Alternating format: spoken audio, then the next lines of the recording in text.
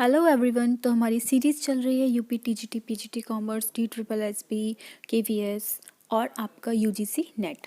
Okay, LT grade में भी जो भी कॉमर्स से रिलेटेड क्वेश्चंस पूछे गए हैं प्रीवियस ईयर में, हम उन क्वेश्चंस को डिस्कस कर रहे हैं। प्रीवियस वीडियो में हमने पार्टनरशिप टॉपिक को स्टार्ट किया था, उससे रिलेटेड क्वेश्चंस को किया था। इस वीडियो में हम इस टॉपिक को कंप्लीट करते हैं।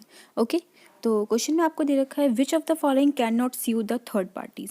मतलब आप कौन से केस में थर्ड पार्टी को स्यू नहीं कर सकते। इट मीन्स क्या है कि जो आप मतलब आप थर्ड पार्टी के अगेंस्ट में कुछ नहीं कर सकते। किस केस में? सोल प्रोप्राइटरशिप में, पार्टनर्स ऑफ पार्टनरशिप फर्म में, कंपनी में, या फिर एक अनरजिस्टर्ड फर्म में। तो देखिए, अगर एक फर्म रजिस्टर्ड होती है तो वो थर्ड पार्टी को स्यू कर सकती है, अगर एक अनरजिस्टर्ड फर्म है तो वो नहीं कर सकती। Okay, so option D is the right answer. Next question आपको दे रखा है the duties of an auditor of a partnership firm is govern by the. ये जो ड्यूटीज जो होती है ऑडिटर की पार्टनरशिप फर्म में, किसके द्वारा गवर्न होती है, कौन इसको निर्धारण करता है? तो Indian partnership act 1932, institute of chartered accountant of India, income tax act 1961, या फिर contract between auditor and the firm.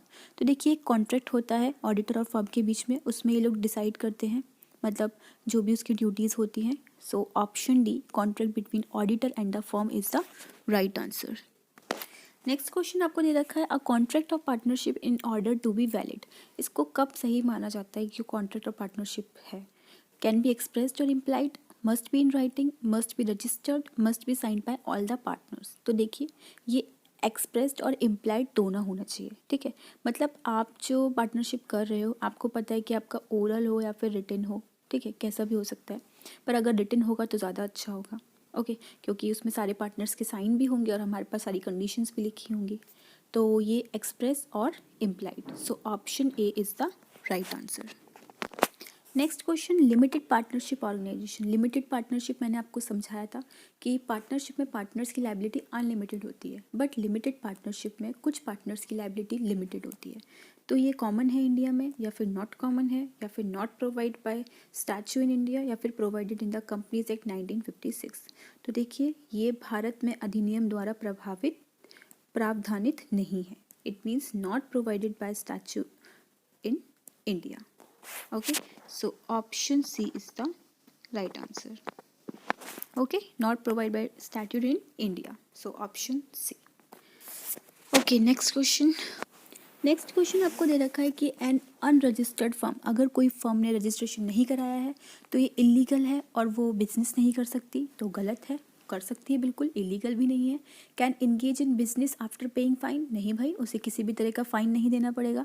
Can engage in business with some restrictions, बिल्कुल आप बिजनेस कर सकते हो, बट आपका कुछ रिस्ट्रिक्शंस उसमें होंगे अगर आपने फर्म को रजिस्ट्रेशन नहीं कराया है।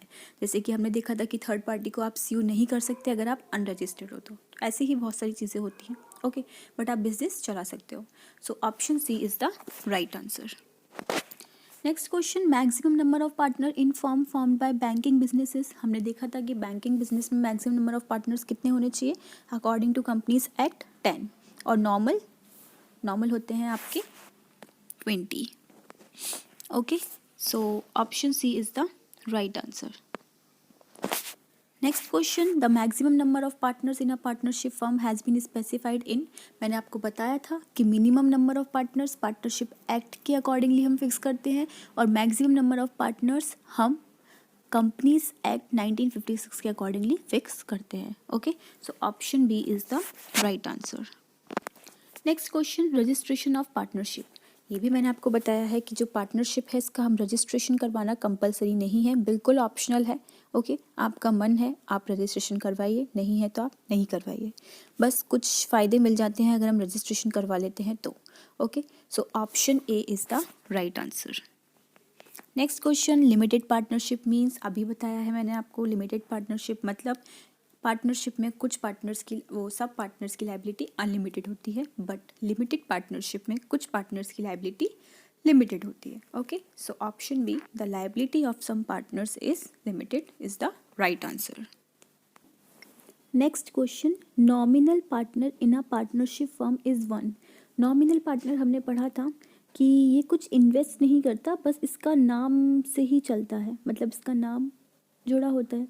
ओके, तो does not invest in capital, capital कुछ नहीं लेकर के आता, and only sells is goodwill. Goodwill मतलब उसका जो नाम है वो चीज़। ओके, तो बस हम इनके नाम का यूज़ करते हैं। So option C is the right answer. Next आपको दे रखा है माइनर। एक माइनर क्या करता है, तो मैंने आपको बताया था कि वो क्या करता है, प्रॉफिट लेता है, ठीक है, पर कब, जब सारे पार्टनर्स की कंसेंट हो। Okay, so option D, firm के लाभों में हिस्सा लेने के लिए सभी साझेदारों की सहमति में साझेदारी में प्रवेश पा सकता है। Okay, so option D is the right answer. Next question में आपको दे रखा है which of the following feature is not present with the partnership form of organization. इनमें से कौन सा फीचर नहीं आता। देखिए, पार्टनरशिप में परपीचुअल सक्सेशन नहीं आता। परपीचुअल सक्सेशन का मतलब होता है कि चाहे कुछ भी हो जाए बट कंपनी जो है वो चलती रहेगी। बट पार्टनरशिप में अगर सारे पार्टनर चले गए, एक ही पार्टनर बचा तो कैसे चल सकती है। ओके, तो ये फीचर इसमें नहीं आता। बाकी अनलिमिटेड लायबिलिटी होती है, क्रिएशन बाय एग्रीमेंट भी होता है और वॉलंटरी रजिस्ट्रेशन भी होता है। Okay, so option A is the right answer. Next question आपको दे रखा है फर्म के ऋणों के संदर्भ में किसी साझेदारी का दायित्व सीमित होता है। मतलब आपको बता रखा है कि कितनी लायबिलिटी होती है, जो हमने पढ़ा है ना अनलिमिटेड लायबिलिटी कितनी होती है।